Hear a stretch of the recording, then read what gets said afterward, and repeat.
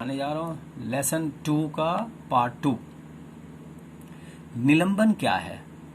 ठीक है, निलंबन के बारे में पहले जानेंगे, इनके गुणों के बारे में ध्यान से सुनना।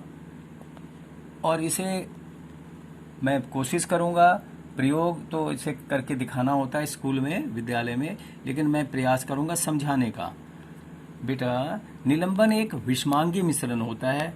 इस शब्द से तो आप परिचित हो गए, क्योंकि पिछली क्लास में मैंने बताया था विषमांगी क्या होता है। तो निलंबन एक विषमांगी मिश्रण है जो किसी विलायक में विलेय नहीं घुलते, कणों के रूप में घूमते चक्कर काटते रहते हैं। तो ऐसे मिश्रण को ही हम विषमांगी मिश्रण कहते हैं। तो ये समझो, विलयन एक विषमांगी मिश्रण होता है जिसमें विलेय पदार्थ घुलते नहीं है। इनके कणों को आंखों से देखा जा सकता है। किसमें? जब आप झांकोगे पानी जो ग्लास में है और उसमें जो भी कण आपने जैसे रेत डाला है, तो रेत के कण आपको स्पष्ट नजर आते हैं। और इसे और स्पष्ट देखने के लिए टॉर्च का सहारा लें, और टॉर्च के सहारे से जो प्रकाश पुंज जो उस कण में टकराएंगे तो वो कण इधर उधर बिखरेंगे, नजर प्रतीत होगा। बिल्कुल उसी तरीके से जो एक उदाहरण मैं बताता हूँ, जैसे घर में आप खेलते हो कैरम बोर्ड, तो कैरम बोर्ड की के ऊपर जो के अंदर जो गोटी है उस पर जब आप स्ट्राइकर से मारते हो तो गोटी टकराकर फिर इधर उधर चली जाती है। तो वैसे ही प्रकाश पुंज इधर उधर फैल जाती है। ये बड़ा बढ़िया उदाहरण है इसका, निलंबन का। जब विलयन को शांत छोड़ दिया जाता है तब विलेय के कण नीचे की ओर बैठ जाते हैं। ठीक है, जैसे ग्लास के पेंदे पे नीचे आकर रेत सीधे आकर बैठ जाते हैं नीचे। यह विषमांगी घोल में ही देखा जा सकता है, और इसे हम अलग कर सकते हैं। अलग अलग दो मिश्रणों को, मतलब पानी और उसमें घुले जो रेत है या चॉक पाउडर है, तो यह आसानी से हम इसे छानना विधि द्वारा इनके कणों को हम छान सकते हैं, अलग कर सकते हैं। दूसरा टर्म है कोलाइडल विलयन। कोलाइडल विलयन के कण विलयन में समान रूप से फैले होते हैं। जैसे कि दूध में आप प्रतीत नहीं कर सकते कि इसमें कौन कौन से कण हैं। वो एक समान दूध जो है वह पानी में घुल जाता है, ऐसा तुम्हें प्रतीत होता है, लेकिन उनमें बहुत सारे कण होते हैं और वह इस प्रकार से घुल जाते हैं समान रूप से कि उन्हें अलग करना लगता नहीं, देखने में ऐसा लगेगा वो घुल गए। तो इस विलयन में निलंबन की तुलना में उपस्थित जो कण होते हैं वो बड़े बारीक, बड़े सूक्ष्म होते हैं। कणों का आकार इनका बड़ा छोटा होता है। इसके कारण से दूध में जो मिले हुए वसा, प्रोटीन, जल के कण, ये सब उनमें अलग अलग नहीं आप देख सकते, अंतर नहीं दिखा जब, और वो ऐसा लगता है जैसे यह समांगी मिश्रण है। इसके कारण हम इस विलयन को समांगी भी कहते हैं, समझते हैं। विलयन जैसा दिखता है, समांगी विलयन जैसा। किंतु यह विलयन है क्या? विषमांगी मिश्रण, जैसे दूध।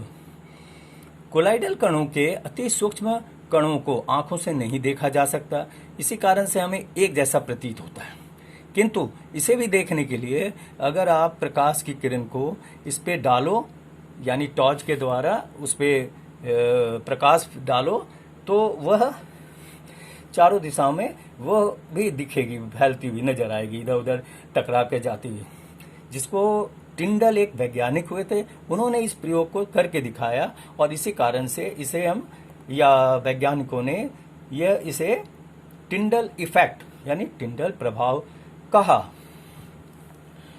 अब इसी पे उदाहरण बताता हूं कि खिड़की से सुबह सूर्य का प्रकाश का पुंज यानी किरण पुंज, जब बेटा घर के, अगर मान लो आपके जो खिड़की है शीशे उसमें लगे हों और सूरज की किरणें जब अंदर प्रवेश करती है, तो आप देखना ध्यान से कि वह किरण पुंज धूल कणों को आते हुए तुम बिल्कुल नजर से देख सकते हो। उस कण, ये जो धूल कण है वह सूर्य प्रकाश के साथ साथ कमरे के अंदर आती हुई नजर आएगी। और ये एक अच्छा उदाहरण है टिंडल इफेक्ट का। ये पेपर में पूछा जाता है बेटा, टिंडल इफेक्ट से आप क्या समझते हो, टिंडल इफेक्ट क्या है। तो इसके लिए मैंने तुम्हें उदाहरण दिया। एक अच्छा और उदाहरण ध्यान आ रहा है। एक घने जंगल से जब सूर्य की किरणें गुजरती है तो वह टकराकर इधर उधर मतलब उससे छन कर किरणें निकलती हैं। ये भी एक टिंडल इफेक्ट का ही उदाहरण है। कोलाइडल विलयन में जो उपस्थित कण होते हैं बड़े बहुत ही अति सूक्ष्म होते हैं, और इसे हम छानन विधि जिसको कहा, वो हम उसके द्वारा हम अलग नहीं कर सकते। किंतु एक विशेष विधि के द्वारा जिसको हम अपकेंद्रीकरण जिसको इंग्लिश में सेंट्रीफ्यूगेशन कहा जाता है, के द्वारा हम अलग करते हैं। जैसे कि दूध से मक्खन को अलग किया जाता है, क्रीम को हम अलग करते हैं।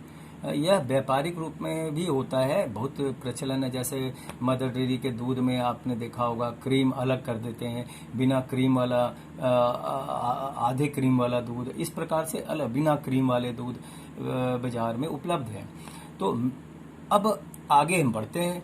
मिश्रण के घटकों का पृथक्करण यानी अलग करना। पृथक्करण का मतलब अलग करना।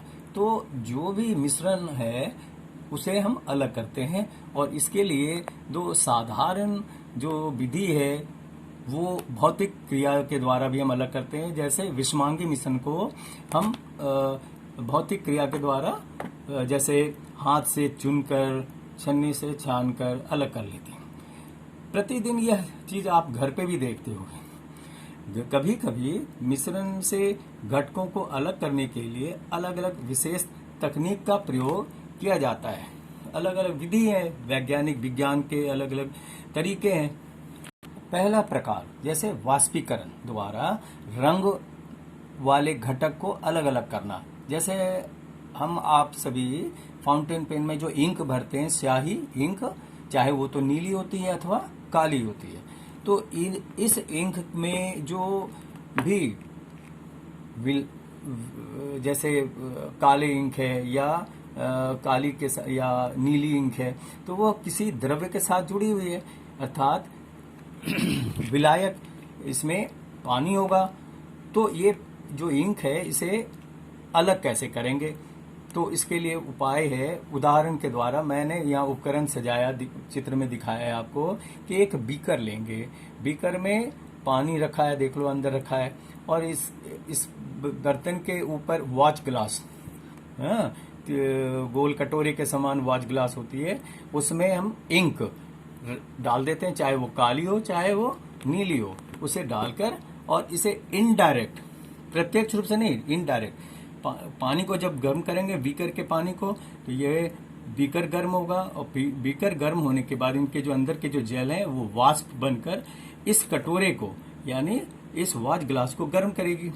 गर्म होने के दौरान फिर यही वाष्प गर्म करने के बाद यह कटोरे में जो इंक है उसमें जो मिश्रित जल है वो जल ऊपर भाप बनकर ऊपर उड़ जाएगी, और इंक जो काली हो चाहे नीली हो वह उसी वॉच ग्लास में शेष सूखे रूप में रह जाएगी। तो इस प्रकार से हम वाष्पीकरण विधि के द्वारा इसे हम दो मिश्रणों को हम अलग अलग कर सकते हैं। दूसरा है वह है अपकेंद्रीकरण, जिसके द्वारा अभी समझाया कि दूध से किस प्रकार क्रीम को अलग किया जाता है। इसके लिए एक तरीका है जिसको मथनी, आपने सुना होगा, घर पे भी ये शब्द प्रयोग किए जाते हैं।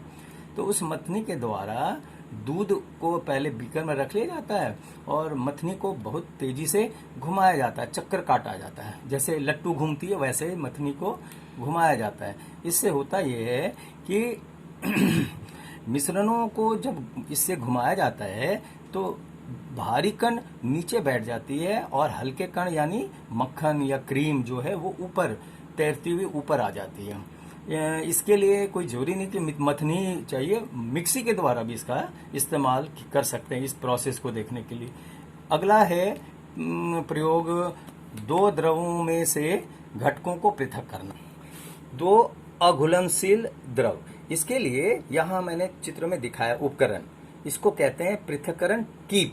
पृथक्करण कीप कुछ इस प्रकार से नजर आती है, ऊपर चौरस है, नीचे आकर उसकी पतली सी टेपरिंग एंड यानी पतली सी टोटी आ जाती है, और यहाँ बीच में ये दिखाया है स्टॉप कॉर्क। स्टॉप कॉर्क को समय पे बंद किया जाता है, ये इसका मतलब है।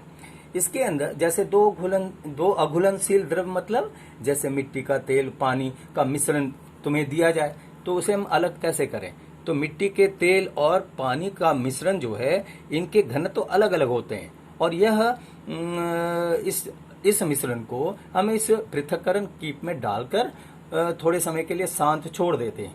होता यह है कि ये अपने आप ये तल ढूंढ लेती है, और यह मिट्टी का तेल ऊपर की परत में और नीचे जल का परत नीचे हो जाता है, और स्टॉप कॉर्क को हम बारी बारी से खोलते जाते हैं और नीचे बीकर में कलेक्ट करते जाते हैं। नीचे जल नीचे चली आती है, और जैसे ये मिट्टी का तेल नीचे की मुहानी पे पहुंचता है, हम यहाँ स्टॉप कॉर्क बंद कर देते हैं।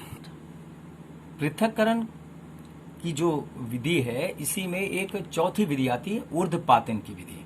इसमें होता यह है कि एक नमक और दूसरा अमोनियम क्लोराइड, अगर इसका मिश्रण दिया जाता है, अमोनियम क्लोराइड का जो व्यवहार है वो ये है कि जब उसे गर्मी मिलती है, गर्मी प्राप्त होती है या गर्म करो तो उड़ जाती है, या उड़ने वाली पदार्थ है, तो इसको हम अमोनियम क्लोराइड कहते हैं, और विज्ञान में या फॉर्मूले के आधार पर NH4Cl ये भी जाना जाता है, लिखा जाता है। इनके मिश्रण को लेकर गर्म किया जाता है, जो चित्र में दिखाया है, और गर्म करने पर ठोस अवस्था से सीधे गैस अवस्था में परिवर्तित हो जाती है, जिसको हम सब्लिमेशन कहा जाता है।